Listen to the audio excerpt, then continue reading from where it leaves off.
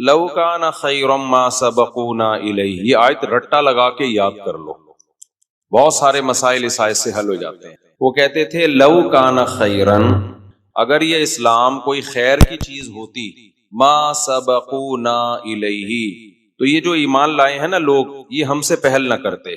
کیا مطلب؟ ایمان جو لائے تھا ان کو کیا کہا جاتا تھا؟ صحابہ، وہی تھے نا صحابہ جو ایمان لائے تھے، جن میں حضرت ابو ہریرہ، عبداللہ بن مسعود، سیدنا ابو بکر، سیدنا عمر، حضرت عثمان، حضرت علی، عبد الرحمن ابن عوف، بہت سارے صحابہ تھے، انس ابن مالک جو مشہور صحابہ ہیں، حضرت ابو دردہ۔ مشرکین کو اپنے دولت پہ، اپنی سرداری پہ اور اپنی ذہانت پہ بہت زیادہ ناز تھا کہ ہم ذہین لوگ ہیں، ہم قوم کے بڑے لوگ ہیں، اور ایمان لانے والے ابن مسعود جیسے، ابو ہریرہ جیسے غریب اور مسکین۔ تو وہ تکبر میں کہا کرتے تھے کہ اگر اسلام کوئی خیر کی چیز ہوتا تو یہ غریب غربا قسم کے لوگ تھوڑی پہل کرتے، خیر کی طرف جو مائنڈ جاتا ہے وہ کس کا پہلے جائے گا؟ ہمارا مائنڈ۔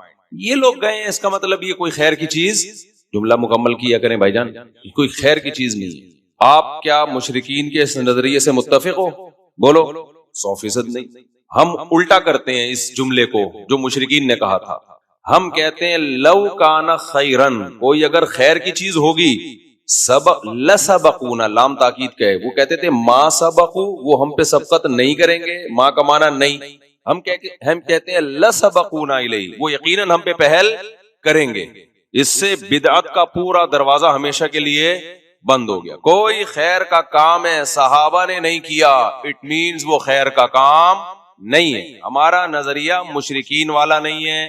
مشرکین کہتے تھے خیر کا کام ہوتا تو ہم کرتے، یہ تھوڑی ہم سے پہل کرتے۔ ہم اس کلام کو مانتے ہیں کیا؟ نہیں مانتے۔ ہم اس کو الٹا کرتے ہیں، ہم کہتے ہیں خیر کا کام ہوگا ہم بعد میں کرتے، پہلے کس نے کیا ہوتا؟ صحابہ نے کیا ہوتا۔ سمجھتے ہو کہ نہیں سمجھتے ہو؟ تبھی میں بار بار کہتا ہوں، قرآن و سنت کی وہ تشریح جو صحابہ نے جس پر عمل نہیں کیا، اس کا مطلب وہ خیر نہیں ہے، وہ آپ کی اپنی تشریح ہے جو آپ امت پہ تھوپ رہے ہو۔ شب برات میں دیکھ لو نا کیا ڈرامے بازیاں ہوتی ہیں، قبرستان والی حدیث پیش کی جاتی ہے شب برات کے بارے میں، سارے خطیب حدیثیں پیش کر رہے ہوتے ہیں کہ نبی صلی اللہ علیہ وسلم 15 شعبان کو قبرستان گئے ہیں، تو ہم بھی 15 شعبان کو کہاں جائیں گے بھائی؟ قبرستان۔ ہم کہتے ہیں حدیث ضعیف ہے، کہتے ہیں نہیں بھائی تمہیں تو جو حدیث تمہارے خلاف جائے وہ ضعیف ہو جاتی ہے، لو بھیا۔ تو آخری جواب کیا ہوگا؟ ارے صحابہ سے دکھا دو کون اس رات قبرستان گیا ہے۔ کیوں؟ اگر شب برات کو 15 شعبان کو قبرستان جانا خیر کا کام ہوتا تو ابو بکر گئے ہوتے کہ نہیں ہوتے؟ عمر گئے ہوتے کہ نہیں ہوتے؟ عثمان گئے ہوتے؟ علی گئے ہوتے؟ ابن مسعود گئے ہوتے؟ ابو ہریرہ گئے ہوتے؟ جابر بن عبداللہ گئے ہوتے؟ معاذ بن جبل گئے ہوتے؟ سیدہ عائشہ گئی ہوتی؟ سیدہ زینب گئی ہوتی؟ یہاں تو جینٹس بھی جا رہے ہیں اور لیڈیز بھی جا رہی ہیں، اور جتھوں کی شکل میں جا رہے ہیں۔ اس لیے میرے بھائی یہ بدعت والا کام کیا کرو؟ بولو نا، چھوڑ دو۔ لو کان خیرا ما سبقونا الیہ، اذان سے پہلے اگر اس کام کی کوئی فضیلت ہوتی جو ہمارے ہاں صلاۃ والسلام پڑھا جاتا ہے، بعد میں بھی پہلے بھی، تو بھائی صحابہ کرام اس کام میں ہم پہ پہل کرتے، کیونکہ وہ لوگ خیر پر ہم سے بہت زیادہ حریص تھے۔ تو دین کو قرآن و سنت کی ایسی تشریح جس میں آپ صحابہ کو بیچ سے ہٹا دیں، وہ تشریح اٹھا کے دیوار پہ دے مارو، چاہے وہ دیکھنے میں کتنی ہی اٹریکٹیو لگے، اس کی دلیل آپ کو کتنی ہی مضبوط لگے۔ سمجھتے ہو کہ نہیں سمجھتے؟ یہی وجہ ہے کہ بہت سارے فقہا بعض حدیثوں کو چھوڑ دیتے ہیں کہ بھئی ہمیں صحابہ میں اس کا یہ عمل نہیں ملتا، اور بعض کمزور حدیثیں ہوتی ہیں لے لی جاتی ہے، کیوں؟ وعلیہ العمل، وہ دلیل یہ دے رہے ہوتے ہیں اس پر کیا ہے؟ عمل ہے۔ اور ان سب باتوں کی دلیل جیسے قرآن کی آیت ہے، ایک اور حدیث ہے جو میں بار بار بیان میں بتاتا ہوں، آج میرا ٹاپک نہیں ہے تو میں آگے چلوں گا انشاءاللہ یہ اس کو بیان کر کے، وہ یہ کہ جب نبی صلی اللہ علیہ وسلم نے فرمایا نا امت میں 73 فرقے ہوں گے، کلہم فی النار، سب کے سب جہنم میں سوائے ایک کے، اس حدیث کو اس پہ تو پیش کیا جاتا ہے کہ فرقہ واریت غلط ہے، فرقے نہیں ہونے چاہیے، لیکن جتنے لوگ یہ حدیث پیش کر رہے ہوتے ہیں آدھی بات کرتے ہیں اور آدھی پی جاتے ہیں۔ یقیناً اس حدیث سے پتہ چلتا ہے صرف ایک جنتی، باقی سارے کہاں؟ بولو نا، جہنم۔ واقعی فرقے غلط ہیں، فرقے نہیں ہونے چاہیے، لیکن پوری بات تو پوچھو بھائی، سارے فرقے جہنمی ہیں، سارے جہنم میں؟ نبی نے فرمایا ایک ان میں سے کیا ہوگا، بولو نا، وہ جنت میں ہوگا، وہ بھی تو فرقہ ہی ہوگا، وہ بھی تو ایک کانسیپٹ ہی ہوگا، وہ بھی تو ایک نظریہ ہی ہوگا۔ اگلا سوال صحابہ نے پوچھا، یا رسول اللہ کون سا فرقہ جنت میں جائے گا؟ یعنی کلہم فی النار، سارے جہنم میں، تو ایک جو جنت میں ہوگا وہ کون سا ہوگا؟ تو نبی نے جو علامت بتائی ہے اس کو خوب غور سے سنو، بار بار بتاتا ہوں۔ نبی یہ نہیں فرمایا کہ جو قرآن پہ چلے گا، کیونکہ ہر فرقہ اپنی نسبت کس کی طرف کرتا ہے؟ بھئی ہم تو قرآن کو تو سب مانتے ہیں، کیونکہ وہ مسلمانوں کے اندر فرقے ہوں گے نا، اسلام کی طرف نسبت کریں گے اپنی، تو قرآن تو بیسک ہے نا۔ کوئی فرقہ ایسا ہو سکتا ہے کہ میں مسلمانوں کا ایک فرقہ ہوں اور میں برحق ہوں؟ کیا بھئی ہے تو دلائل کہاں سے لیتا ہے؟ میں تورات سے دلائل لیتا ہوں، میں جب ریفرنس دوں گا تورات اور انجیل کے دوں گا، تو لوگ کہیں گے یار تو جڑ سے ہی ختم ہو گیا۔ اس لیے قرآن کے نام پہ تو ہر شخص کوئی صحیح تشریح کرتا ہے اور قرآن کے نام کا کوئی منجن بیچتا ہے، اس لیے نبی نے یہاں قرآن کا نام نہیں لیا۔ یقیناً قرآن پہ چلنا ہی والا ہی برحق ہوگا، لیکن یہاں نبی تو بتا رہے ہیں نا کہ ان 73 میں ٹھیک کون سا ہوگا، تو اس کی سلیکشن کا آسان طریقہ بتایا جائے۔ اگر آپ بتا دیتے جو قرآن پہ چلے گا تو ہر شخص دعویٰ کیا کر رہا ہے؟ قرآن۔ پروفیسر غامدی صاحب بھی کہتے ہیں میں قرآن کو مانتا ہوں، وہ حضرت عیسیٰ کی موت کے دلائل بھی قرآن سے دے رہے ہوتے ہیں، حالانکہ قرآن سے ان کی موت کے دلائل، لیکن باتوں کو گھما دیا، پبلک کو تو نہیں قرآن سنت کا زیادہ پتا ہوتا۔ تو نبی نے کیا فرمایا؟ یہ بھی نہیں فرمایا کہ جو حدیث پہ چلے گا، اس لیے کہ بہت سے لوگ اپنی نسبت کہاں کر دیتے ہیں؟ حدیث کی طرف، لیکن حدیث کی وہ ایسی تشریح کر رہے ہوتے ہیں جو صحابہ سے ثابت نہیں ہوتی۔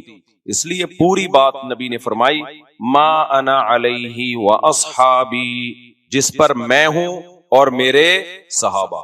میں کا کیا مطلب؟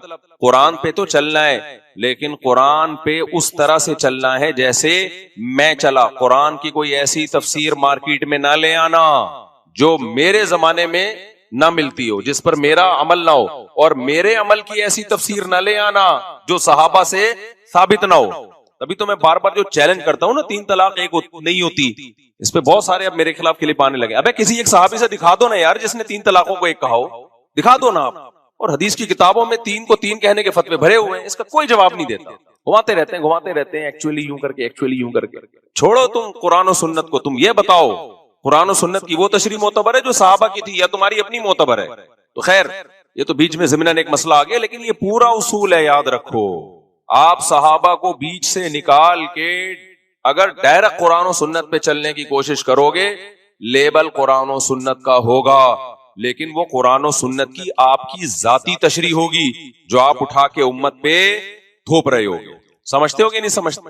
اور صحابہ کا کسی مسئلے پہ اجماع ہو جائے وہ تو پھر انف، کیونکہ نبی صلی اللہ علیہ وسلم کی صحیح حدیث ہے، سب اس کو مانتے ہیں، لا تجتمع امتی علی ضلالہ، میری امت کبھی گمراہی پہ جمع نہیں ہو سکتی، کسی بھی دور میں نہیں ہو سکتی۔ یہ کسی زمانے کے ساتھ خاص نہیں ہے، کوئی بھی دور آ گیا نا امت کسی ایک مسئلے پر ہو گئی، اب حق اس میں منحصر ہے، کیونکہ اگر ہم مان لیں کہ یہ غلط مسئلے پر جمع ہو گئی تو اس کا مطلب امت گمراہ ہے، پوری امت گمراہ، جبکہ پوری امت گمراہ نہیں ہو سکتی۔ تو اجماع میں سب سے پہلے درجے کا اجماع کس کا ہے؟ صحابہ کا، پھر بعد والے لوگوں کا، پھر بعد والے لوگوں کا۔ اور اجماع کی بھی 2 قسمیں یاد رکھو، ایک اجماع تو وہ ہے کہ بہت سارے صحابہ سے ایک عمل تواتر کے ساتھ، ایک یہ ہے جس کو اجماع سکوتی کہتے ہیں، صحابہ نے کسی نے بھرے مجمع میں ایک عمل کیا اور کسی نے ان پر اعتراض نہیں کیا، یہ بھی اجماع ہے۔ تو یہ چند اصول اچھی طرح سے سمجھے، اور یاد رہے گی نا، لو کان خیرا ما سبقونا الیہ، مشرکین کہتے تھے کہ اگر اسلام خیر کا کام ہوتا تو صحابہ ہم سے پہل نہ کرتے۔ ہم کیا کہتے ہیں بھائی، کوئی بھی خیر کا کام ہوگا تو ہم سے پہلے صحابہ نے کیا ہوگا، تبھی ہم کہتے ہیں بھائی مردوں کے ایصال ثواب کے لیے اجتماعی قرآن خوانیاں مت کیا کرو۔ حضرت ابو بکر کا انتقال ہوا، کبھی دیکھا حضرت عمر نے تمبو لگایا، دیگیں پکائیں اور سارے صحابہ کو بلایا، چل بھائی تو پہلا پارا، تو دوسرا پارا، تو تیسرا پارا۔ کبھی دیکھا آپ نے کسی نے؟ کوئی ضعیف روایت ہے اس بارے میں؟ کوئی دیگوں کے ڈھکن کہیں نہیں ملا ہوگا نا آپ کو، یا اس زمانے میں دیگیں نہیں ہوتی تو کچھ تو ہوتا تھا نا، کسی میں تو کچھ پکتا ہوگا۔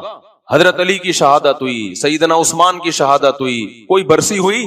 بولو نا کیا ہو گیا بھائی جان، چپ کیوں بیٹھے ہو؟ کوئی برسی ہمیں ملتی ہے صحابہ کے دور میں کہ فلانے کی حضرت عمر کی برسی منائی ہو یا حضرت عثمان کی منائی ہو یا کسی نے کسی کی ابا کی منائی ہو، اماں کی منائی ہو. یادگار کے لیے تصویریں رکھنا بزرگوں کی گھر میں. آج لوگوں نے اپنے پیر صاحب کی تصویر لٹکائی بھی ہوتی ہے. سب سے بڑے پیر تو محمد صلی اللہ علیہ وسلم تھے اور تصویر سازی کا فن اس وقت عروج پر تھا. اس کے باوجود ہمیں نبی کی کوئی تصویر صحابہ سے نہیں ملتی. اس سے پتہ چلتا ہے عقیدت کے لیے گھروں میں تصویر لٹکانا حرام اور ناجائز ہے. نبی نے صحابہ کی ایسی ٹریننگ کی تھی تصویر کے بارے میں، ایسی تربیت کی تھی کہ نبی سے بے پناہ محبت کے باوجود بھی کسی صحابی نے یہ جرات نہیں کی. یہ جتنی تصویریں آتی ہیں نا مسلم ہیروز کی فرضی ہوتی ہیں، مسلمان کبھی نہیں تصویر بناتے تھے. صرف ایک محمد ابن قاسم ایسا ہے لیڈر جس کی تصویر کے بارے میں مورخین کہتے ہیں اوریجنل تصویر ہے. داڑھی اس کی پوری تھی لیکن اگر تصویر میں داڑھی کم آ رہی ہے تو غلط ہے. وہ کیوں ہے؟ اس کی وجہ ہم نے کتابوں میں پڑھی ہے. وجہ یہ ہے کہ محمد ابن قاسم جب ہندوستان سندھ کے راستے سے آیا نا، یہاں تو ہندو رہتے تھے، تو اس نے یہاں اتنا انصاف دیا لوگوں کو اور لوگوں کے ساتھ ایسا اچھا سلوک کیا محمد بن قاسم نے، کیونکہ مسلم فاتح بن کے آیا تھا. یہاں پہلے ہندوؤں کے کوئی بہت ظالم قسم کے لوگ ہوتے تھے، تو ہندوؤں کو اس سے عقیدت ہو گئی، اور ہندوؤں کو جس سے عقیدت ہونا اس کو بھگوان بنا لیتے ہیں. وہ یہ ہمیشہ سے چلا آ رہا ہے. تو جب محمد بن قاسم واپس گیا ہے نا، ہندوؤں نے اس کی تصویریں بنا کے پوجنا شروع کر دیا اس کو. اس وجہ سے ہندوستان کی تاریخ میں کس کی تصویریں باقی رہ گئیں؟ محمد بن قاسم. ظاہر ہے اس میں تبدیلی آئی ہوگی، میں نہیں کہہ رہا ایگزیکٹ وہی ہے، لیکن ہمیں محمد بن قاسم کی ہندوستان میں تصویریں ملتی ہیں. وجہ اس کی ہے کہ ہندوؤں کے ساتھ اس نے اتنا اچھا سلوک کیا، اتنا اچھا سلوک کیا. یہ تو اب تاریخ کو نا مسخ کیا جا رہا ہے ایک پروپیگنڈے کے تحت. محمد بن قاسم کو ڈاکو بنا کے پیش کیا جا رہا ہے اور اس کو ظالم بنا کے پیش کیا جا رہا ہے. اب تاریخ کیا ہو رہی ہے؟ مسخ، چینج، تاکہ جو مسلم ہیروز تھے جن کے دنیا میں بڑے کارنامے، اور اس میں ہمارے کچھ مسلم اسکالر بھی ہیں جو لیبل اسلام کا لگاتے ہیں، کام سارا وہی کر رہے ہیں جو سیکولر لوگوں کا کام ہے. سمجھتے ہو کہ نہیں سمجھتے ہو؟ تو اس سے بھی پتہ چلتا ہے بھائی گھروں میں بزرگوں کی، باپ دادا کی تصویریں بولو مت لگائے کرو. اس سے بھی ہمیں پتہ چلتا ہے کہ اگر میرے بھائی 12 ربیع الاول منانا، میں اسی اسٹائل میں کہوں گا نا جس اسٹائل میں تقریریں ہوتی ہیں 12 ربیع الاول، اگر 12 ربیع الاول کا حلوے مانڈے اور اس میں جو کچھ ہو رہا ہے، یہی ہو رہا ہے نا، ناچ رہے ہیں، گا رہے ہیں اور حلوے مانڈے بانٹ رہے ہیں، اگر یہ خیر کا کام ہوتا تو صحابہ نے ہم سے پہلے کیا ہوتا. پوری اسلامی تاریخ اٹھا کے دیکھ لو، صحابہ، تابعین، تبع تابعین، چاروں ائمہ، مجتہدین، امام بخاری، امام مسلم، امام ابو داؤد، جتنے محدثین فقہا گزرے ہیں، کہیں بھی ہمیں اس کا 12 ربیع الاول ان کی زندگی میں آیا اور کچھ بھی انہوں نے کیا ہو اس کا بھی ثبوت نہیں ملتا. کچھ بھی نہیں. ان کی زندگی میں جو حیثیت 11 تاریخ کی تھی وہی کیسی تھی؟ وہی 12 کی تھی، اور وہی 13 کی. فقہی کتابوں میں جو اسلامک لا لکھا ہوتا ہے نا صدیوں سے، اس میں 12 تاریخ کا کوئی ایک حکم بھی الگ سے بیان نہیں کیا گیا کہ اس دن یہ کرنا زیادہ ثواب. حتیٰ کہ اس دن درود شریف کثرت سے پڑھنا بھی زیادہ ثواب نہیں ہے، عام دنوں کے جیسے ثواب ہے. جمعے کے بارے میں آتا ہے حدیث میں کہ درود شریف پڑھنے کا ثواب، صحیح حدیث صحیح ہے. ابے جمعے کے بارے میں آتا ہے کہ درود شریف پڑھنے کا ثواب جمعے کے دن عام دنوں سے زیادہ، جبکہ نبی کی پیدائش کا دن جمعہ تھا یا پیر تھا؟ پیر. لیکن ثواب کس دن زیادہ رکھا؟ جمعے کا. اسی وجہ سے ہم نے بہت سارے علماء کو دیکھا ہے جمعے کے دن عصر سے مغرب تک درود ہی پڑھتے ہیں، وہ درود شریف پڑھتے ہیں، وہ یا اور کسی بھی ٹائم پہ درود شریف کی کثرت کرتے ہیں. حالانکہ پیدائش کس دن ہوئی ہے نبی کی؟ پیر کے دن ہوئی ہے. پیر کے دن آپ نے نہیں فرمایا کہ درود شریف کا ثواب زیادہ ملتا ہے. تو میرے بھائی اپنے آپ کو پابند کرو قرآن و سنت کی وہ تشریح جو صحابہ. 12 ربیع الاول کے حلوے مانڈے ہمیں کہیں بھی نہیں ملتے، اور نہ یہ عرس قوالی. صحابہ کے دور کے کسی مشہور قوال کا نام تو بتاؤ ہے بھائی؟ کوئی صحابہ کے دور میں کوئی بہت مشہور قوال ہو جن کی قوالی سننے کے لیے صحابہ کرام جایا کرتے. کوئی عرس ہوا صحابی کے دور میں ہے بھائی؟ کوئی عرس ہو رہا ہو کہ جی، یا آج کل نا وہ بھی آ رہا ہے انٹرنیٹ پہ بڑی چیزیں آ رہی ہوتی ہیں، وجد آ رہا ہے، اچھل رہے ہیں دائیں بائیں، کوئی ایک دم ہوا. تو کوئی صحابہ کے دور میں کسی کو وجد آیا کہ جی وہ قوالی چل رہی ہو، دھمال ہوا، اور وہ حضرت عمر تو رکھ کے تھپڑ لگاتے اگر کسی کو ہوتا نا کہ انسان کا بچہ بن کے بیٹھ جائے، کیا کر رہے تو یہاں، کیا ڈرامہ لگایا ہوا ہے یار، یہ کیا پن لگا کے رکھا ہوا ہے. وہی کلپ چلا دو اس کے ساتھ. جب بھی کوئی ایسی قوالی میں اچھل کود کر رہا ہو نا تو لندن والے کا وہ کلپ لگا دو. کیا پن لگا کے وہ پورا جملہ مسجد کی وجہ سے میں نہیں کہہ پا رہا، کیا پن لگا کے رکھا ہوا ہے وہ چلا دیا کرو ساتھ۔ تو یہ عرس ہو گئے، قبروں پہ قوالیاں ہو گئیں، دھمال ہو گئے، اور یہ جو ٹوپی ڈرامے ہو رہے ہیں، اور بیچارے بن سج کے شب برات کو قبرستان جا رہے ہوتے ہیں۔ چھوڑ دو میرے بھائی یہ کام، قبرستان جب تمہیں پٹے پہ ڈال کے لے کے جائیں گے نا وہی ٹھیک ہے، اس سے پہلے جانا ہے دن میں جاؤ، قبرستان رات کو جانے کا موقع نہیں ہے، دن میں جاؤ اور تنہائی میں جاؤ۔ نبی صلی اللہ علیہ وسلم نے فرمایا فَزُورُوهَا فَإِنَّهَا تُذَكِّرُ الْآخِرَةَ، قبرستان جایا کرو، اس سے آخرت کی یاد تازہ ہوتی ہے۔ وہاں جا کے کیا کرنا ہے؟ مرحوم جتنے ہیں ان کے لیے دعا کرنی ہے، سب سے پہلے تو ان کو سلام کرنا ہے، السلام علیکم یا اہل القبور، اے قبر والو تم پر سلامتی ہو۔ اس کا مطلب یہ نہیں کہ وہ قبر والے سن رہے ہوتے ہیں، وہ تو اللہ پہنچا دیتا ان کو سلام۔ تو یا اہل القبور یہ اختلافی مسئلہ ہے، اس میں پھڈے میں نہ پڑ جانا۔ یا اہل القبور، اے قبر والو تم پر سلامتی ہو۔ آگے جملہ بڑا ڈینجرس ہے، وہ بھی بول لیا کرو، انتم لنا سلف، تم پہلے چلے گئے، ونحن وَإِنَّا إِن شَاءَ اللَّهُ بِكُمْ لَاحِقُونَ، اور وَنَحْنُ بِكُمْ خلف، اور ہم تمہارے بعد آنے والے ہیں، وَإِنَّا إِن شَاءَ اللَّهُ بِكُمْ لَاحِقُونَ، اللہ نے چاہا تو عن قریب ہم بھی یہیں پہنچنے والے ہیں۔ بہت ڈر لگے گا، کب کبانے لگو گے، یہ کیا باتیں کر رہا ہوں میں، لیکن بھائی ایسا تو یہ تو ہوگا۔ تو اس سے عبرت حاصل ہوتی ہے کہ بھائی ہم نے بھی ایک دن یہاں سے پتلی گلی سے نکلنا ہے، تو یہ کام کیا کرو قبرستان میں جا کے۔ اور یہ جتھے بنا کے جانے میں، جتھوں میں تو کیا ہوتا ہے، گپیں لگ رہی ہوتی ہیں، اور سنا یار یہ گھڑی کہاں سے خریدی، موبائل وہی پرانا چل رہا ہے، ابھی تو نیا آ چکا ہے، تو کیا عبرت حاصل ہوگی میرے بھائی۔ اور زیادہ عبرت حاصل کروانی ہے تو کوئی بندہ پیچھے بٹھا دو، جب آپ جاؤ نا بولو السلام علیکم یا اہل القبور، واپس وہاں سے آواز آئے وعلیکم السلام بھائی عبد الغفور۔ پھر جو عبرت حاصل ہوگی انشاءاللہ سارے کبیرہ صغیرہ کبیرہ گناہ سے توبہ کی ہمیشہ توفیق مل جائے گی، کہ آپ کو لگے گا کہ قبر سے رپلائے آ گیا، پھر تو ایسا انسان کے بچے بنو گے نا ساری زندگی۔ تو خیر یہ آیت یاد رکھیں، جتنی بدعتیں ہیں تو سب اسی میں داخل ہیں، تو چھوڑ دو ان بدعتوں کو میرے بھائی، سیدھا سیدھا صاف ستھرا ملت بیضاء جو اللہ اس کے رسول نے ہمیں دیا ہے، صاف ستھرا دین، تو جو نبی صلی اللہ علیہ وسلم اور صحابہ سے منقول ہے۔ یہ محرم میں بھی یہی ہے، ہمارے نبی صلی اللہ علیہ وسلم نے نوحہ کرنے سے منع کیا ہے، صحیح حدیثیں جن پر لعنت کی گئی ہے۔ اہل بیت کبھی بھی میتوں پہ چیخے نہیں مارتے تھے، کبھی بھی نوحے نہیں کرتے تھے، صبر کر کیا ہے انہوں نے۔ تو ہمیں بھی کیا حکم ہے میرے بھائی، نہ ہم نے برسیاں منانی ہیں، اور نہ ہم نے گریبان چاک کرنے ہیں، نہ ہم نے سینوں کو پیٹنا ہے۔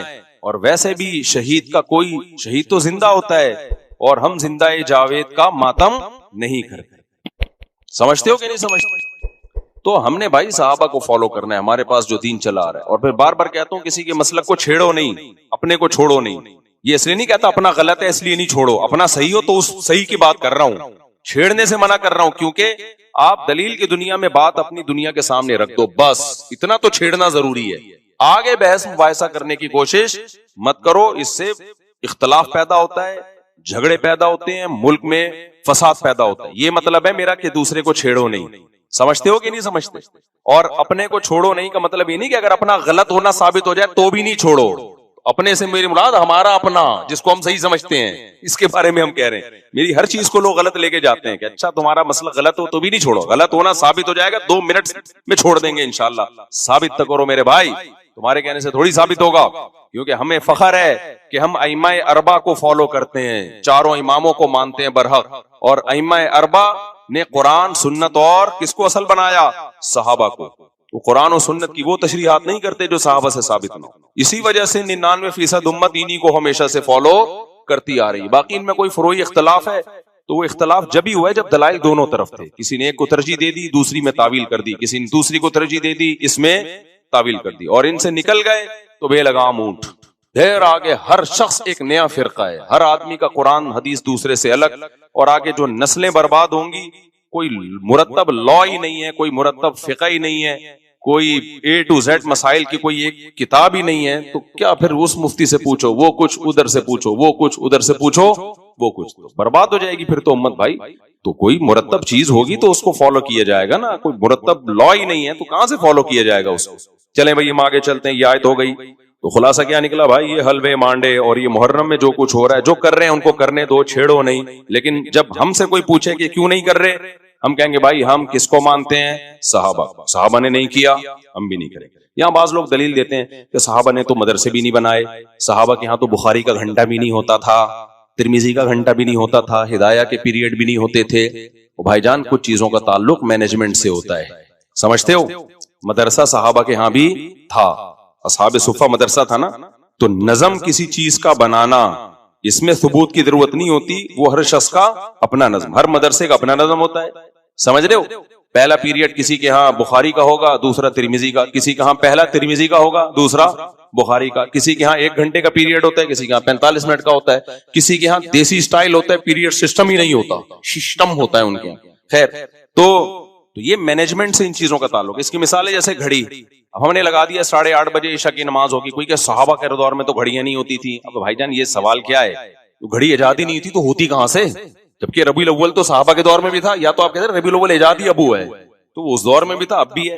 تو کچھ لوگ عجیب سے باتیں کر رہے ہوتے ہیں، کہتے ہیں اس دور میں گھڑیاں نہیں تھی تو گھڑی بھی، جہاز تھے کیا؟ تو جہاز بھی بدعت ہے۔ بھائی اس دور میں بھی سواری تھی، آج بھی کیا ہے؟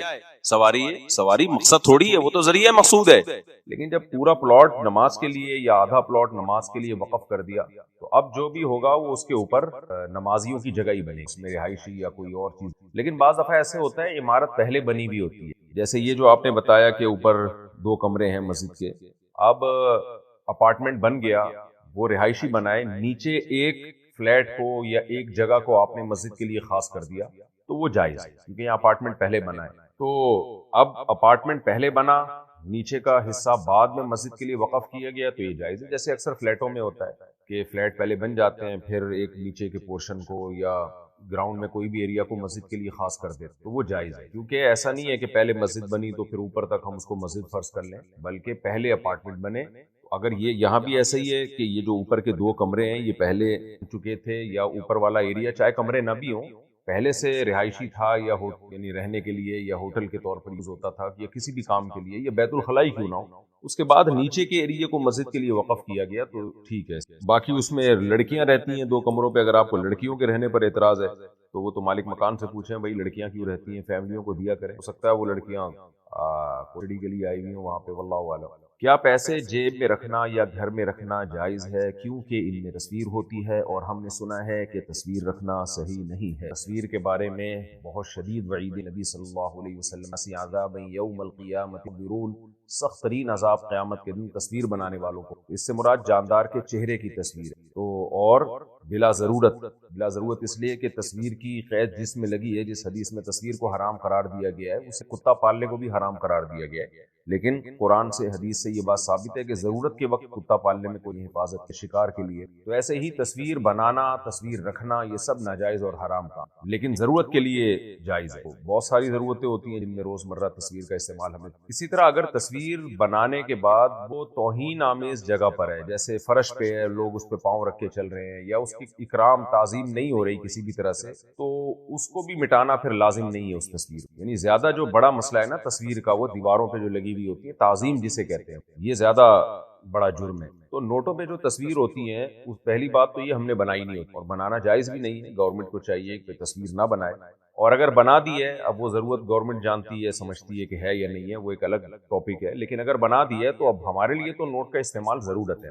یعنی یہ کیسے ممکن ہے کہ آپ گھر میں بھی نوٹ نہ رکھیں اور جیب میں بھی نوٹ نہ رکھیں، پھر جیب کی ضرورت بنوائی کس سلسلے؟ یہ تو مجبوری ہے، جائز ہے، اس میں کوئی حرج نہیں ہے، یہ ضرورت کی وجہ سے۔ اور ویسے بھی جو نوٹوں پہ تصویریں ہوتی ہیں وہ اکثر ان کی تعظیم نہیں کی جا رہی ہوتی، یعنی کوئی ایسا نہیں ہوتا کہ ان کو دیوار پہ لگایا جائے، بلکہ جیب میں، کبھی پینٹ کی جیب میں، کبھی یہاں والی جیب، کبھی ایسے اس کو ایک تعظیم کے بغیر ہی اس کا استعمال ہو رہا ہوتا ہے۔ کیا کسی حلال مقصد کے لیے حرام پیسہ کمایا جا سکتا ہے، اور وہ حلال مقصد ایسا ہو کہ حرام کمائی کے بغیر پورا نہ ہو سکتا؟ اور نہیں جناب، حلال مقصد کے لیے بھی آپ حرام کمائی نہیں کر سکتے۔ آپ بتاؤ بیت اللہ سے زیادہ اچھا حلال مقصد کون سا ہوگا؟ بیت اللہ کی تعمیر۔ مشرکین مکہ نے جب بیت اللہ کی تعمیر کرنی تھی تو حلال پیسے ختم ہو گئے، کچھ طوائفوں کی آمدن تھی تو وہ انہوں نے کہا ہم یہ نہیں لگائیں گے، حرام پیسہ ہم بیت اللہ کی تعمیر میں، اسلام میں بھی یہ حرام ہے۔ آپ حرام پیسے سے صدقہ نہیں کر سکتے. کبھی علماء کہتے ہیں بینک میں جو اضافی سود پڑا ہوا ہے وہ نکال کے آپ ثواب کی نیت کے بغیر صدقہ کریں، یعنی اس میں صدقے کی نیت نہ کریں، جان چھڑانے کی نیت کریں کہ یہ حرام ہے، ضائع ہونے سے بہتر ہے کسی کے کام آئے. اس میں بھی ثواب کی امیدیں نہ لگائیں اور نیت بھی نہ کریں، کیونکہ حرام مال سے اللہ خیر کے کام کو بھی قبول نہیں کرتا بلکہ الٹا وبال پڑ جاتا. میرے شوہر انشورنس کمپنی میں کام کرتے ہیں، میں کیا کر سکتی ہوں؟ جائز نہیں ہے انشورنس جو آج کل مروج ہے انشورنس میں. شوہر کو محبت سے سمجھائیں آپ کہ بھئی یہ ناجائز ہے. آپ کئی خواتین کے حالات ہمارے علم میں ہیں، انہوں نے شوہر کو آرام سے کھایا اور بالآخر شوہر نے تو ان کو آرام سے سمجھا دیا جائے، مان جائیں ٹھیک ہے، نہیں مانے تو عورت کے لیے مجبوری میں شوہر کے ساتھ رہنا اور اس کی آمدن، کیونکہ عورت کے پاس تو کوئی دوسرا کمائی کا ذریعہ ہی نہیں. ایک عورت جو اپنے خاوند سے شدید نفرت کرتی ہو وہ اپنے خاوند کی امامت میں نماز پڑھ سکتی ہے؟ جی جناب، کون سا امام ایسا ہے جس سے سب لوگ شدید محبت کرتے ہیں؟ اکثر امام سے لوگ آدھے لوگ نفرت کر رہے ہوں گے، آدھے محبت کر رہے ہوں گے. اب یہ تھوڑی کہ جماعت کی نمازیں چھوڑنا شروع کر دیں. امام نیک ہو برا ہو، آپ کو اس سے محبت ہو یا محبت نہ ہو، آپ اس بیس پہ جماعت کی نماز نہیں چھوڑ سکتے. تو اس لیے پہلی بات آپ اپنے شوہر سے محبت کریں اور اس کی اقتدا میں نماز پڑھیں، اور محبت نہیں ہوتی تو بھی نماز بہرحال پڑھیں. باقی شوہر سے نفرت کیوں ہے؟ ظاہر ہے کوئی برا عمل ہوگا شوہر میں، تو شوہر کے برے عمل کو شوہر پہ ڈال دیں، وہ آپ سے قیامت کے دن سوال نہیں ہوگا. آپ یہ دیکھیں کہ آپ کا شوہر ہے، آپ کے بیسک حقوق ادا کر رہا ہے، اس نے آپ کو ایک شیلٹر دیا ہوا، تو آپ اس سے اس بیس میں محبت کریں. عورت کے لیے شوہر کا حق جو ہے وہ ماں باپ سے بھی زیادہ ہے. اتنا بڑا اللہ نے اس کا حق بیان کیا ہے شوہر کا. ہماری خواتین آج کل لبرل انٹیوں سے اور انگریز عورتوں سے متاثر ہیں. ہم انگریز نہیں ہیں بھائی، ہم مسلم ہیں. ہمیں اسلام نے بتایا کہ کس کا کتنا بڑا حق ہے. نبی صلی اللہ علیہ وسلم نے فرمایا لو كنت آمر احدا ان يسجد لاحد لامرت النساء ان يسجدن لازواجهن.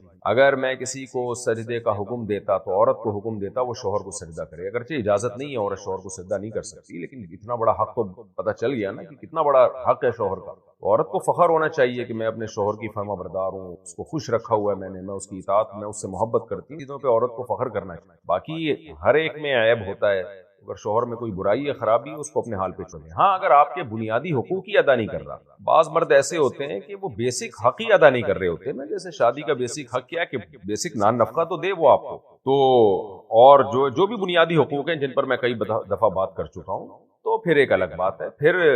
پھر اس میں یہ کہ رہنا بھی اور محبت بھی نہ کرنا یہ نہیں ہوگا، پھر اس سے علیحدگی لیں.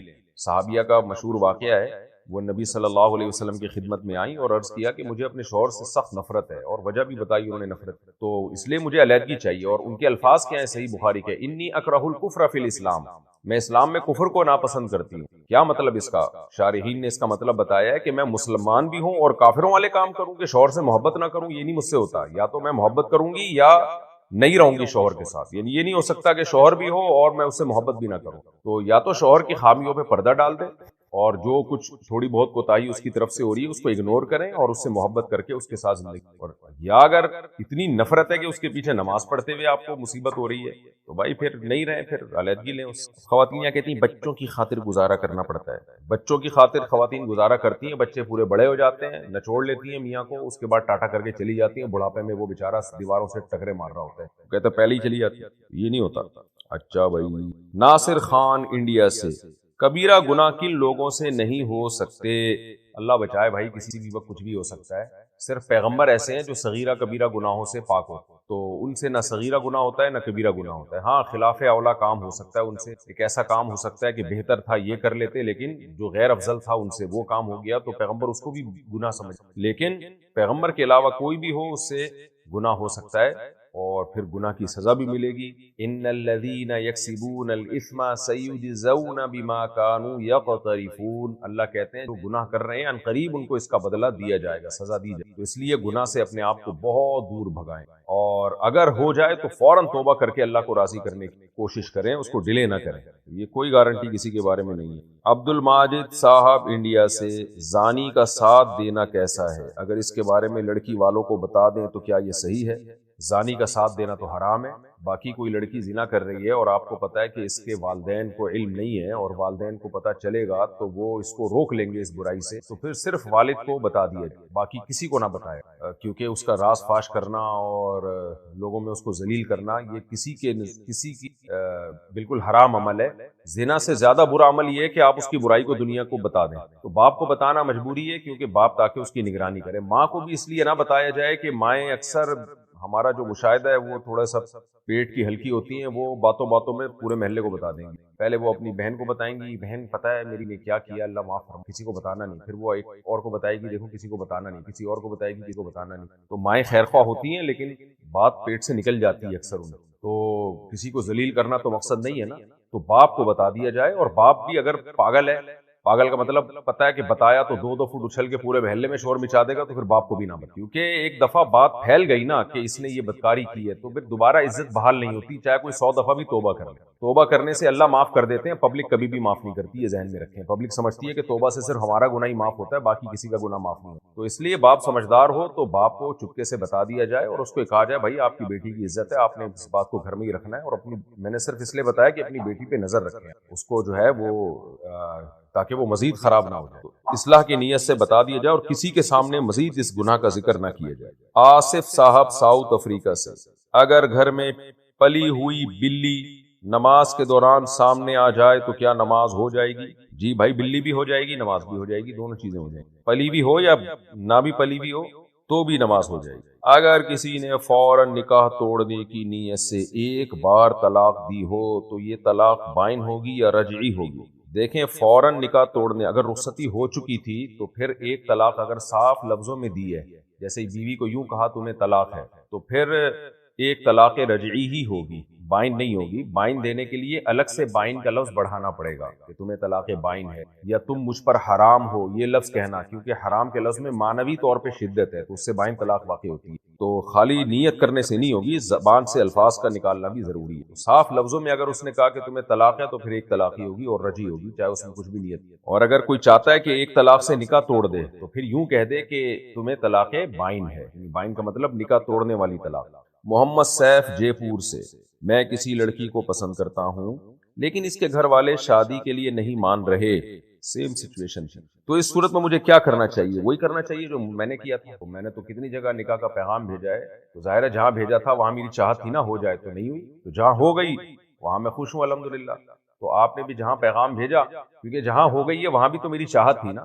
تو اللہ ایک چاہت ختم کرتا ہے، دوسری چاہت پوری کر دیتا ہے. جب آدمی کہیں نکاح کا پیغام بھیجتا ہے تو بھیجنے کا مقصد ہی یہی ہوتا ہے کہ آپ چاہتے ہیں کہ یہاں نکاح ہو جائے. تو اس لیے آپ نے جہاں چاہت تھی آپ نے وہاں پیغام بھیجا، وہ لوگ نہیں مان رہے، تو اب کہیں اور آپ دیکھیں. لڑکیاں دنیا میں ختم نہیں ہو گئی ہیں، مارکیٹ سے شارٹ نہیں ہو گئی ہیں، اویلیبل ہے مارکیٹ میں. یہ مارکیٹ سے میری مراد وہ یہ والی بازاروں والی مارکیٹ، جو گھروں میں جو ہر چیز کی مارکیٹ اسی کے مناسب ہوتی ہے نا، تو اویلیبل ہیں الحمدللہ. آپ کہیں اور ٹرائی کریں. یہ جو عاشقوں کو خیال آتا ہے نا بس یہی ہے اور کوئی بھی نہیں ہے، اور جو ہے اس کے علاوہ میں کسی سے نہیں کروں گا، میں کھمبے سے لٹک جاؤں گا، میں جمشید سے دوستی کر لوں گا لیکن میں شادی کہیں نہیں کروں گا. میں تو یہ بے وقوفوں والی بات. دنیا میں نہ حسن ختم ہوا ہے نہ لڑکیاں ختم ہوئی ہیں. ایک جگہ نہیں ہوتی، کہیں اور پسند کرے وہاں شادی کرے. اگر کسی بندے کو غلط خیالات آتے ہیں تو وہ ان سے بچنے کے لیے کیا کرے؟ صحیح خیالات لانا شروع. بھائی آنے دیں، غلط خیالات آنے دیں. خیالات سے کچھ نہیں ہوتا، آپ پریکٹیکلی کر کیا رہے ہیں اس سے ہوتا ہے.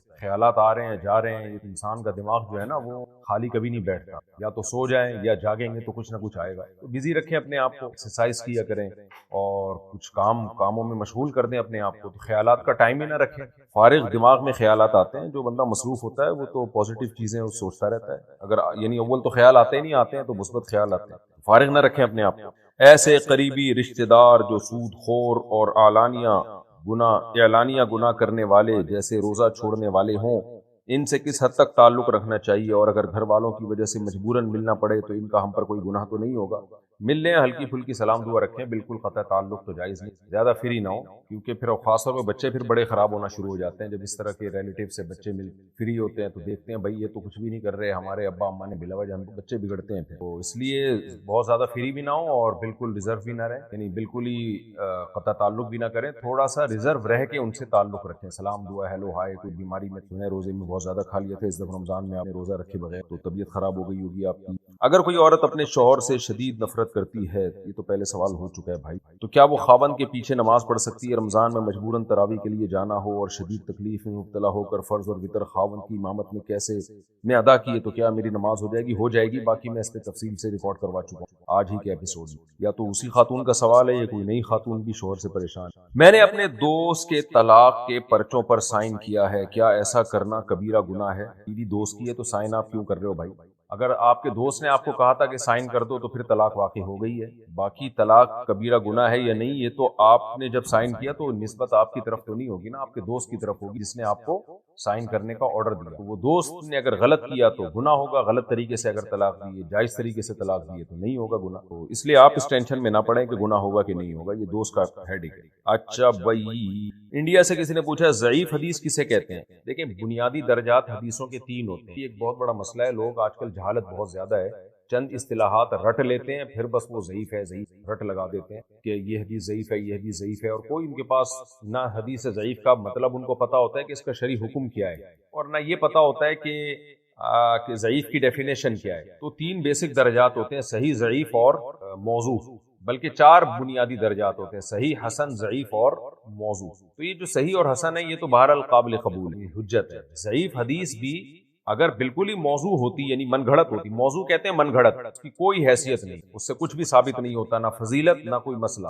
ضعیف اس سے اوپر کی چیز ہوتی ہے, ضعیف گڑھی ہوئی چیز کو نہیں کہتے, کمزور چیز کو کہتے ہیں. دیکھیں دلیل اگر کمزور بھی ہو نا تو وہ بالکل لغو نہیں ہوتی, اس کمزور کو اس وقت مسترد کیا جاتا ہے جب اس کے مقابلے میں طاقتور دلیل نہ ہو. مثال کے طور پر آپ کے پاس یعنی آپ نے کوئی نہ کوئی فیصلہ کرنا ہے, اب آپ کے پاس کوئی دلیل ہے ہی نہیں سرے سے, تو آپ کمزور بات کی بنیاد پہ ہی فیصلہ کر لیں گے کہ یار کرنا تو ہے نا, اب آپ کے پاس 2 آپشن میں سے کوئی تیسرا آپشن تو ہے نہیں, تو پھر آپ کہتے ہیں اس طرف کم از کم کمزور دلیل تو ہے نا, دوسری طرف تو کمزور بھی نہیں ہے, تو کیوں نہ کمزور دلیل ہی کو بنیاد بنا کے فیصلہ کیا جائے. اس کی بہت ساری فقہ میں ہمیں مثالیں ملتی ہیں, جیسے کپڑا ناپاک ہو جائے تو تھوڑی بہت ناپاکی معاف ہے, قرآن سے میں پتہ چلتا ہے ما جعل علیکم فی الدین من حرج, اللہ نے دین میں تنگی نہیں رکھی ہے. کیونکہ اگر ذرا سی بھی ناپاکی کو ہم بنیاد بنا لیں کہ کپڑا ناپاک ہو جائے گا تو پھر تو مکھی نے کپڑوں پہ بیٹ کر دی تو بھی کپڑا ناپاک ہو جائے گا آپ کا.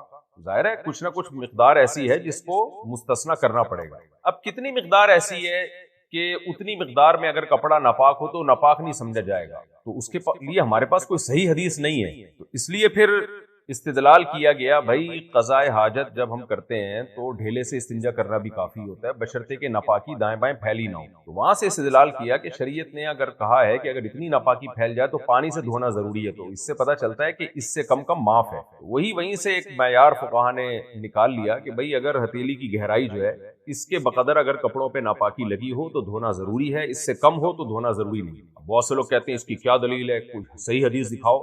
بھائی اس کے خلاف کی کیا دلیل ہے, اس میں بھی تو نہ کوئی صحیح حدیث ہے نہ ضعیف حدیث ہے. تو دنیا کا مسلمہ اصول ہے فقہ کا بھی اور پوری دنیا کا کہ یعمل بالدلیل الضعیف عند انعدام ما فوقه من الدلیل, کہ جب آپ کے پاس سرے سے کوئی دلیل مضبوط دلیل ہو ہی نہیں تو پھر کمزور دلیل کو ہی بنیاد بنایا جائے گا, کیونکہ اس کے خلاف بھی تو کوئی دلیل نہیں ہے نا آپ کے پاس. آپ کہیں کہ ہم یہ فیصلہ کیوں کر رہے ہیں, بھائی اس کے خلاف کی بھی تو ہمارے پاس کوئی دلیل نہیں ہے. تو یہاں بھی یہ خوب اچھی طرح سمجھ لیں, ضعیف حدیث بھی اس وقت حجت بن جاتی ہے جب آپ کے پاس اس کے مقابلے میں صحیح حدیث نہ ہو, تو اس ضعیف کو پھر بالکل مسترد نہیں کیا جائے گا, کیونکہ اس کے مقابلے میں کوئی صحیح بھی تو نہیں ہے نا. تو پھر بہتر نہیں ہے کہ اپنی کھوپڑی سے بلا وجہ اٹکل پچو اور ایک ہوائی فائرنگ کرنے سے بہتر نہیں ہے کہ نبی کے قول کا سہارا لے لیا جائے اگرچہ وہ ضعیف سند سے ثابت ہو, کیونکہ ضعیف حدیث کے بارے میں 100% یہ یقین نہیں ہوتا کہ یہ نبی کی طرف جھوٹ کی نسبت ہے, بلکہ ضعیف حدیث میں اس کا امکان ہوتا ہے کہ ہو سکتا ہے نبی نے یہ کہا ہو, لیکن راوی چونکہ کمزور ہے تو وہ اس کی بات 100% مستند بات نہیں ہے, اس کی 100% آتھینٹک نہیں ہے وہ,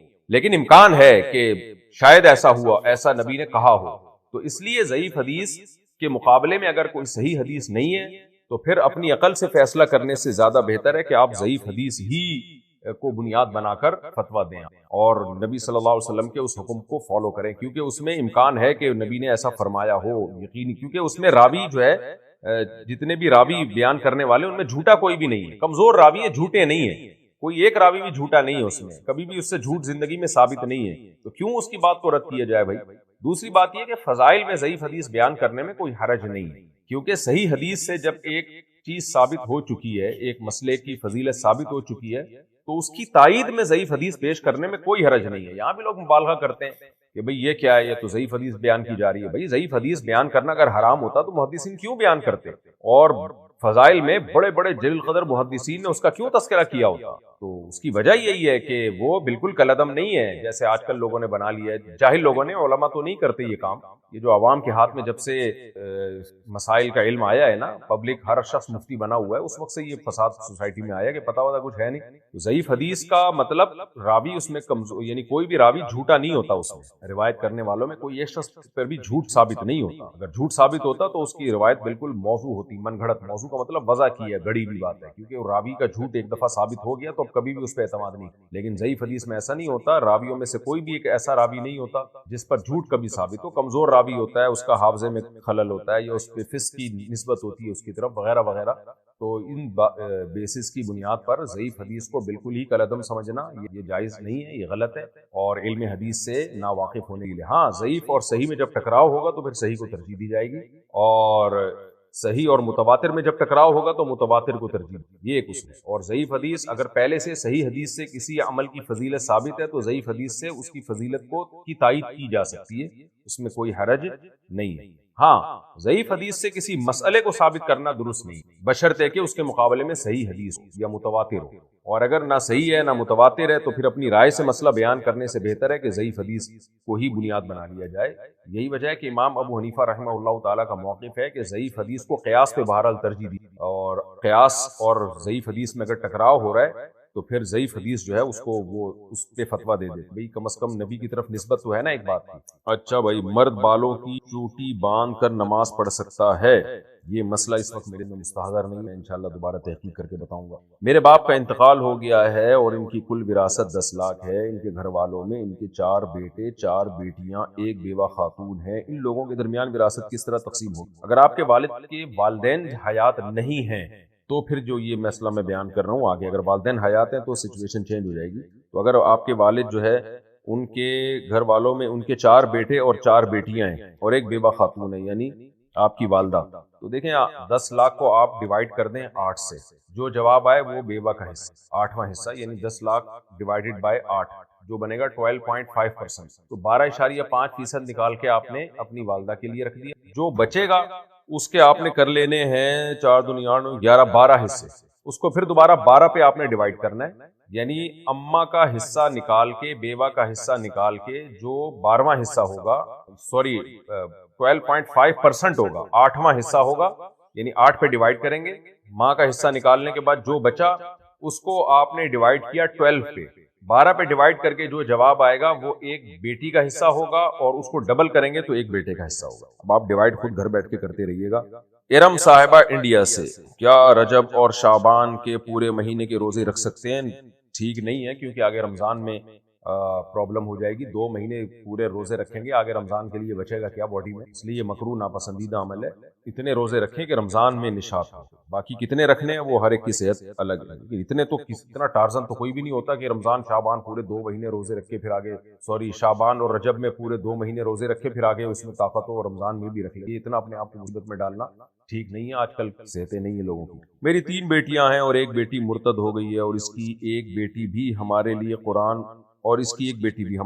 حدیث کی روشنی میں کیا حکم ہے؟ حکم یہ ہے کہ اس سے تعلق بالکل ختم کر دیں. پہلے تو کوشش کریں کہ مرتد جس بیس پہ ہوئی ہے اس کو جو اشکالات ہیں ان اشکالات کا جواب دیں. کس نوعیت کے اشکالات ہیں؟ ہر فیلڈ کے ماہرین موجود ہیں الحمدللہ. جتنے بھی غیر مسلموں کے اعتراضات ہیں ان کے جوابات بہت آسان جوابات ہیں. تو بچی کو آپ سمجھائیں، باز آ جائے ٹھیک ہے، نہیں تو اس سے قطع تعلق کر دیں ہمیشہ کے لیے. اس کا وراثت میں بھی شریعت میں کوئی حصہ نہیں ہے، اور آپ کا اس سے پھر کوئی لین دین نہیں ہو. نہ اس کو غسل دیا جائے گا، نہ قبرستان میں دفن کیا جائے گا، اور موت کے بعد اس کو بس گڑھا کھود کے دبا دیا جائے گا زمین. اس کی وہ عزت اور وہ اکرام جو ایک مسلم کی ہوتی ہے، غسل، کفن، نماز جنازہ اور تعزیت، کچھ بھی جائز نہیں. تو مر جائے تو لواحقین جو بھی ہیں وہ کیا کریں؟ کچھ بھی نہ کریں. گورنمنٹ جو کرنی ہوگی وہ کرے گی، اور اگر آپ کے قریب میں ہے تو گڑھا کھود کے اس کو بس کسی بھی قبرستان میں دفن کر دیا جائے، غیر مسلموں کے قبر. تو اس کے لیے سنت قبر بنانا بھی ٹھیک نہیں. اگر موبائل سے بد نظری شروع ہو جائے تو اس سے بچنے کا کیا حل ہے؟ موبائل دیکھنا چھوڑ دیں، یہی حل ہے بھائی. موبائل جائز کاموں کے لیے رکھیں، بد نظری کے لیے نہ رکھیں. اور شروع میں چند دن تکلیف ہوگی، اس کے بعد پھر عادت ہو جائے. برائی جیسے برائی کرتے رہنے سے برائی کی عادت پڑتی ہے، تو برائی چھوڑتے رہنے سے چھوڑنے کی عادت بھی پڑ جاتی ہے. میرے 9 بچے ہیں اور میں اپنے ماں باپ کے گھر میں رہتی ہوں. ماں باپ کہاں رہتے ہیں بھائی؟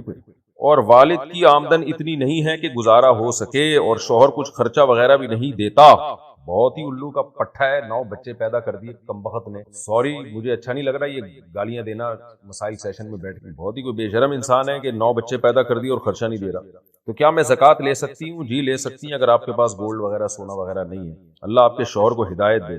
باقی یہ بچے تھوڑے سے بڑے ہو جائیں گے نا, بیٹے خاص طور پہ, پھر انشاءاللہ آپ کی غربت دور ہو جائے گی. یہ وقتی آزمائش ہے. ظاہر ہے 9 بچے ہیں تو پہلا والا کچھ قریب البلوغ بھی تو ہوگا نا, بلوغت کے قریب ہوگا. تو میں فیوچر کی آپ کو خوشخبری سناتا ہوں, انشاءاللہ یہ بیٹے آپ کو کما کے دیں گے, کیونکہ اولاد کی کثرت یہ بہرحال رزق کی تنگی میں دوری کا ذریعہ ہے, رزق کی تنگی میں کمی کا ذریعہ ہے. قرآن و سنت سے ہمیں یہ پتہ چل رہا ہے. تو وقتی آزمائش ہے, تو دیکھیے جب بیٹے آپ کے بڑے ہوں گے نا انشاءاللہ, تو سب سے زیادہ آمدن آپ ہی کی ہوگی. ایک مرد نے اپنی سالی سے رضامندی کے ساتھ استغفر اللہ بدکاری کی اور ان کے بچے ایک دوسرے کو پسند کرتے ہیں اور شادی کے لیے بضد ہیں, تو کیا ان کی شادی ہو سکتی ہے؟ بچوں کی شادی تو ہو سکتی ہے آپس میں, کیونکہ حرمت مصاہرہ میں یہ ہوتا ہے کہ جس سے زنا کیا ہو اس کے اصول اور اس کی اولاد سے یہ زانی نکاح نہیں کر سکتا, اور جس نے زنا کیا وہ بھی اس کی اولاد اور اس کے اصول سے نکاح نہیں کر سکتا. دونوں کی اولادیں آپس میں نکاح کر سکتی ہیں, لیکن اللہ ہدایت دے, اتنا بڑا کبیرہ گناہ ہے یہ, خاص طور پہ سالی کے ساتھ بدکاری کرنا. بس آخرت کا خوف ختم ہو گیا ہے, آگ ہی آگے آخرت میں. نبی صلی اللہ علیہ وسلم نے فرمایا جو زنا کرنے والے, معراج کی رات میں آپ نے دیکھا کہ ننگے مرد اور ننگی عورتوں کو آگ میں جلایا جا رہا ہے, انہی برہنہ جسموں کے ساتھ, اور آگ کے شعلوں کے ساتھ وہ اوپر اٹھتے ہیں. تو آپ نے جبریل سے پوچھا کون لوگ ہیں؟ آپ جبریل نے فرمایا کہ آپ کی امت کے زنا کرنے والے مرد اور زنا کرنے والی عورت. اسی طرح اللہ نے ان کو اٹھا کے آگ میں پھینک دی. اور سالی کا بہنوئی کے ساتھ زنا کرنا تو اپنی بہن کے ساتھ بھی ایک بے وفائی ہے. بہن جیسا پیارا اور خوبصورت رشتہ, اس کے ساتھ بھی ناانصافی ہے, کہ یعنی یہ تو ڈبل گناہ ہے, دگنا درد دگنا گناہ ہے. میری 3 بیٹیاں ہیں, تو میرا اور میری بیٹیوں کا میرے شوہر کی جائیداد میں کتنا حصہ ہوگا؟ بیٹا اگر کوئی بھی نہیں ہے اور آپ کے شوہر کے والدین بھی حیات اگر نہیں ہیں, تو پھر اگر والدین حیات ہوں یا نہ ہوں اس سے کوئی فرق نہیں پڑتا. اگر آپ کا کوئی بیٹا نہیں ہے تو پھر آپ کا حصہ 8واں ہوگا اور آپ کی بیٹیوں کا 2/3 یعنی 66.66% ہوگا, اور آپ کا 12.5% ہوگا. باقی جو بچے گا وہ پھر رشتہ داروں کی تفصیل بتائیں گی تو بتا سکتا ہوں میں کہاں جائے گا, لیکن آپ کا اس میں 12.5% اور بیٹیوں کا 66.6% ہوگا. لیکن شوہر ابھی زندہ ہے تو فی الحال یہ باتیں نہ سوچو, آرام سے زندگی گزارنے دیں. جب انتقال ہو جائے اس کا تو پھر رابطہ کریں, پھر میں بتا دوں گا کس کا. ہو سکتا ہے اللہ نہ کرے کسی وارث کا پہلے انتقال ہو جائے تو سچویشن چینج ہو جائے گی. یہ ضروری نہیں ہے کہ ابا ہی پہلے مرے, بعض دفعہ بچے بھی پہلے مر جاتے ہیں. انڈیا سے کسی نے پوچھا کہ آپ بینک سے شیئر خریدنا حلال ہے؟ نہیں جی حرام ہے بالکل. سعودی بینک سے کے شیئر خریدنا اور اس پہ بزنس کرنا حرام ہے. آزاد خان سعودی عرب سے 4 رکعت والی سنتیں 2 کر کے پڑھنا افضل ہے یا 4 رکعت ہی پڑھیں؟ 4 رکعت ہی پڑھنا ہمارے نزدیک افضل ہے, اس میں اختلاف ہے. ہمارے نزدیک 4 رکعت کر کے پڑھنا افضل ہے. دن میں رات کی نمازوں میں 2 رکعت کر کے پڑھنا. حیات صاحب نے پوچھا ہے کیا شوہر اپنی بیوی کو یا اپنی, اچھا یہ میں ڈیٹیل میں بتاؤں گا پورا سب جواب, یہ میں اسکرین شاٹ لے کے نوٹ کر رہا ہوں کیونکہ یہ اختلافی مسئلہ ہے. یہ میں پورے ریفرنسز کے ساتھ بیان کروں گا, ادھوری بات جاتی ہے تو لوگ ایک تماشا بنا لیتے ہیں. میں نے آپ کا مسئلہ جو ہے نا, یہ شوہر بیوی کو غسل دینا یا بیوی شوہر کو غسل دینا, یہ مسئلہ پوچھا انہوں نے, میں نے نوٹ کر لیا. یہ پورے ریفرنسز کے ساتھ جواب دوں گا. اللہ, اچھا بھائی, کیا عورت اعتکاف میں بیٹھ سکتی ہے اور اگر اس کے درمیان حیض آ جائے تو کیا کرنا چاہیے؟ عورت گھر میں اعتکاف کرے اور حیض آ گیا تو اعتکاف ٹوٹ گیا اس کا, توڑ دے, بعد میں 1 دن کی قضا کرے. جس دن اعتکاف ٹوٹا ہے نا اسی دن کی قضا کرے. مغرب سے پہلے اعتکاف کی نیت سے بیٹھے اور اگلے دن مغرب کی نماز کے بعد روزہ بھی رکھے اور مغرب کی نماز کے بعد اٹھے, تو 1 دن کا اعتکاف ہوگا. کیا لڑکے کو تعلیم دلوانے کے لیے لڑکوں کے اسکول میں ہی ڈالنا چاہیے؟ کیا کو ایجوکیشن سسٹم میں پڑھا سکتے ہیں؟ کو ایجوکیشن سسٹم میں بہت زیادہ خرابیاں ہیں اور لڑکے لڑکیاں دونوں ڈپریشن میں جاتے ہیں, عشق معاشقے چلتے ہیں, پاگل ہو جاتے ہیں, نشہ کرنا شروع کر دیتے ہیں. آپ کہہ سکتے ہیں نہیں فلاں بچہ تو کو ایجوکیشن میں پڑھا ہے وہ تو خراب نہیں. کہیں اگر چرس بٹ رہی ہو نا تو سارے چرسی نہیں بن جاتے, لیکن جتنے چرسی بنتے ہیں وہ بنتے چرسیوں کے ساتھ بیٹھنے سے. تو اب آپ نے دیکھا کہ فلاں کا بچہ چرسیوں میں بیٹھتا ہے لیکن وہ تو چرس نہیں پی رہا, تو کیا اس بیس پہ آپ کے لیے جائز ہوگا اپنے بچے کو چرسیوں میں بٹھا دیں آپ لے جا کے؟ تو ہمارے ذمہ شریعت نے لگایا ہے کہ برے ماحول سے ہم بچوں کو بچائیں, چاہے وہ خراب ہو یا خراب نہ ہو. سب بچے خراب نہیں ہوتے لیکن ہر ایک پر اس کا اثر مختلف پڑتا ہے.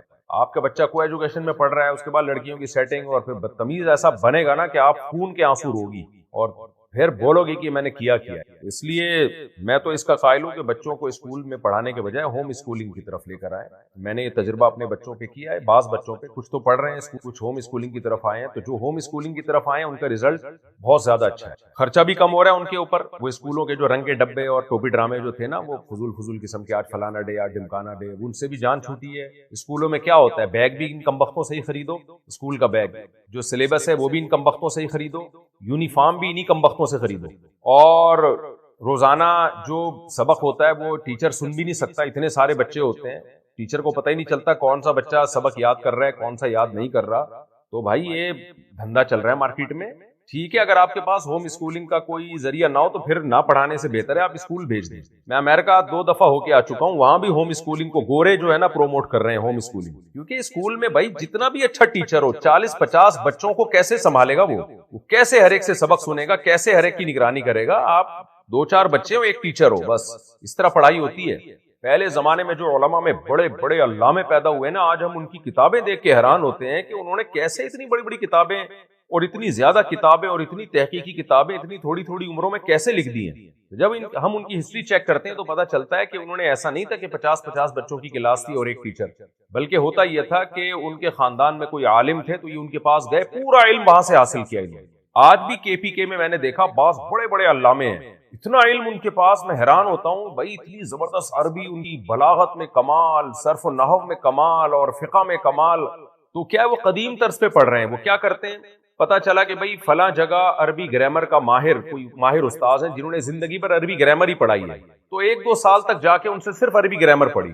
فلاں جگہ پتا چلا کہ جی فلاں علاقے میں ایک استاذ ہے جو عربی ادب کے ماہر ہیں اور 20 سال سے عربی ادب پڑھا رہے ہیں، وہاں چلے گئے، ان سے 2 سال تک عربی ادب ہی پڑھتے رہ بیٹھے۔ پھر پتا چلا فلاں جگہ جو ہے حدیث کے بڑے ماہر استاذ ہیں جو 30 سال سے حدیث پڑھا رہے ہیں، تو ان کے پاس گئے، ان کے پاس صرف اور صرف حدیث پڑھی، ایک کے پاس صرف تفسیر پڑھی، ایک کے پاس صرف فقہ پڑھا، تو ایک کے سے صرف فن افتاء سیکھا۔ تو اس طرح سے جا کے ان کے اندر بہت زبردست صلاحیت پیدا ہوتی تھی، اور اب بھی کچھ جو اس طرح سے پڑھ رہے ہیں۔ ہمارے ہاں جو سیٹ اپ ہے نا 50-50 بچے ایک ایک کلاس میں، تو جن کے پاس ہوم اسکولنگ کا سیٹ اپ نہ ہو تو ان کے لیے تو ٹھیک ہے، مجبوری ہے، لیکن بھائی اگر آپ کو کوئی اچھا ٹیوٹر مل سکتا ہے جو ذی استعداد ہو، حفظ کے کلاس میں دیکھ لینا، میرا بچہ مدرسے میں حفظ کر رہا ہے، اب تھوڑا تھوڑا سبق مل رہا ہے اس کو، وہ بہت ماشاءاللہ ذہین ہے، وہ خود مجھے آ کے کہہ رہا ہے میں زیادہ یاد کر سکتا ہوں۔ جب ٹیچر سے ہم نے بات کی ہے بھائی یہ تو زیادہ یاد کر سکتا ہے، تو ٹیچر نے کہا میں زیادہ سن نہیں سکتا، یہ یاد اگر زیادہ کر لے گا تو میں نے اتنے سارے بچوں کو سنبھالنا ہے، میں ایک صفحے سے یا ایک رکوع سے زیادہ نہیں سن سکتا۔ تو ٹیچر کی تو مجبوری ہے بھائی، بچہ اگر ذہین ہے تو آپ کیوں اس کو 50 بچوں کی کلاس میں آپ پڑھا رہے ہو، وہ ایک پاؤ پارا بھی روز یاد کر سکتا ہے۔ میں نے قرآن خود سے حفظ کیا ہے الحمدللہ، 6 مہینے میں کر لیا تھا، کیونکہ میں آدھا پارا پونا پارا ایک دن میں یاد کر لیتا تھا۔ اب میں اگر مدرسے میں بیٹھ کے حفظ کرتا تو ٹیچر نے تو مجھے ایک رکوع دینا تھا، سارا دن میرا ضائع ہوتا، اسی کو میں دہراتا رہتا بیٹھ کے۔ تو ہوم اسکولنگ میں یہ ہوتا ہے آپ کے بچے کی جو صلاحیت ہے اس کے حساب سے ٹیچر طے کرتا ہے، اس کو 2 سال میں میٹرک کرانا ہے، 3 سال میں کرانا ہے، 4 سال میں کرانا ہے میٹرک، وہ خود فیصلہ کرتا ہے۔ جبکہ اسکول میں آپ کا بچہ کتنا ہی ذہین ہو، اس نے کم بخت نے 10 سال میں ہی میٹرک کرنا، تو اس لیے اسکولوں میں تو بھیجو ہی نہیں بھائی، اور اگر مجبوری ہے تو پھر کو ایجوکیشن میں مت بھیجیں، بچوں کے خراب ہونے کا بہت زیادہ خطرہ ہے، بچے ڈپریشن میں جاتے ہیں۔ یہ لڑکا لڑکی کی اٹریکشن یہ نیچرل ہے، یہ کوئی بیماری نہیں ہے، یہ نیچرل ہے۔ جب وہ جائے گا نا، اور 8-9 سال کے بچے میں آج کل ٹھڑک پیدا ہو چکی ہوتی ہے، وہ میڈیا اتنا فاسٹ ہو چکا ہے، وہ ٹھڑکی بننا شروع ہو چکا ہوتا ہے، ہم اس کو بچہ سمجھ رہے ہوتے ہیں، وہ بچے نہیں ہوتے، وہ بیچ کے کھا جائیں، اللہ معاف فرمائے۔ وہ جب بیچ کے کھانے کا تذکرہ کرتا ہوں تو وہ ارشاد بھٹی کا بھی یاد آتا ہے، دوبارہ نہ ارشاد بھٹی پہ مسلط ہو جائیں کہ آپ نے کہا بیچ کے کھا جائیں۔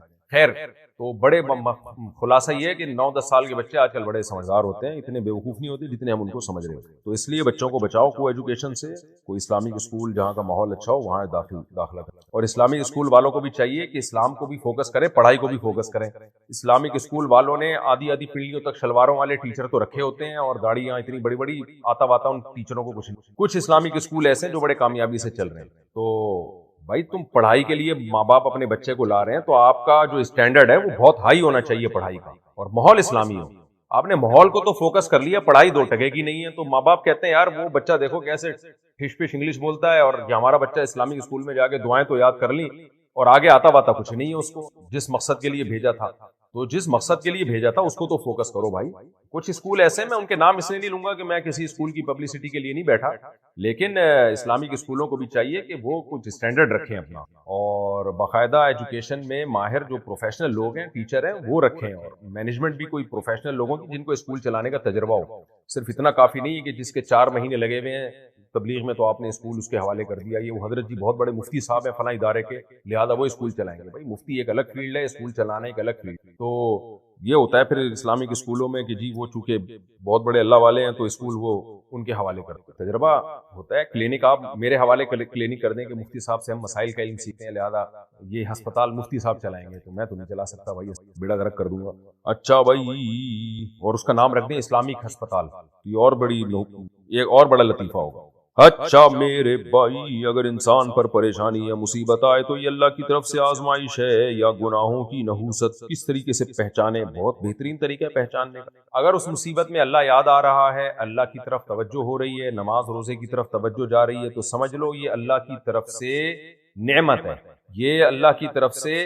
کیونکہ حدیث میں آتا ہے ان اللہ اذا احب قوما ابتلاہم, اللہ کو جب کسی سے محبت ہوتی ہے تو اسے آزمائش میں ڈال دیتے ہیں. اللہ ہم سب کو بچائے آزمائشوں سے, ہم کمزور لوگ ہیں, اللہ سے عافیت مانگنی چاہیے, لیکن بعض دفعہ ایسا ہوتا ہے کہ اللہ کو جب کسی سے محبت ہوتی ہے آزمائشوں میں ڈال دیتے ہیں, اور پھر اس کو صبر کی توفیق بھی دیتے ہیں. تو اگر صبر کی توفیق مل رہی ہے اور اللہ کی طرف توجہ جا رہی ہے تو یہ مصیبت نہیں ہے, بلکہ یہ اللہ کی ایک نعمت ہے. آپ کو اللہ تعالیٰ نوازنا چاہتے ہیں. یہ ایسے ہی ہے جس کو بہت تیز بخار اور ڈاکٹر اس کا بخار اتارنے کے لیے زور سے ٹیکا ٹھوک دے, اس کو تو چیخ نکلے گی, لیکن بھائی یہ چیخ بڑی چیخوں سے بچائے گی آپ کو. اور ڈاکٹر اگر ظالم ہوگا تو ٹیکا نہیں ٹھوکے گا, وہ بولے گا چھوڑو یار یہ ٹیکا لگانے سے یہ چیخے گا, لہذا مرنے دو اس کو, چیخنے کی تکلیف سے بچاؤ. اور اگر اللہ کی طرف توجہ نہیں ہو رہی ہے اور مایوسیاں پھیل رہی ہیں تو سمجھ لو کہ یہ گناہوں کا عذاب. پھر بھی اگر عذاب بھی ہو تو بھی توبہ کر لو بھائی, توبہ کا دروازہ ہر وقت کھلا ہوا ہے, تو وہی عذاب پھر اللہ کی رحمت بن جائے گا. عرفان احمد انڈیا سے, کس وقت قرآن کی تلاوت کرنا افضل ہے؟